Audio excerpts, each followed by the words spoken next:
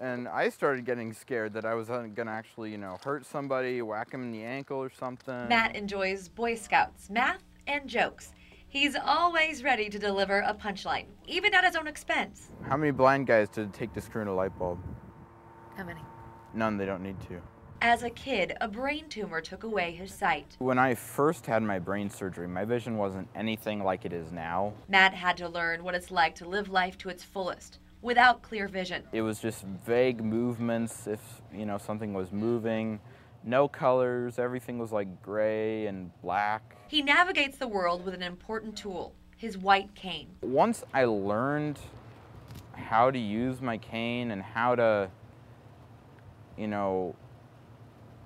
move around and things like that, being blind, it's not that hard at all once you know how to do it correctly. While I could never begin to understand what Matt experiences every day, I wanted to learn more about his challenges firsthand and how his white cane can be a symbol of independence for those who are blind or visually impaired. Well, what we're going to do is we're going to teach you what it's like to be visually impaired, and we're going to cross a street, and then we're going to use an accessible pedestrian signal. Craig Phillips is a mobility specialist with Kansas School for the Blind.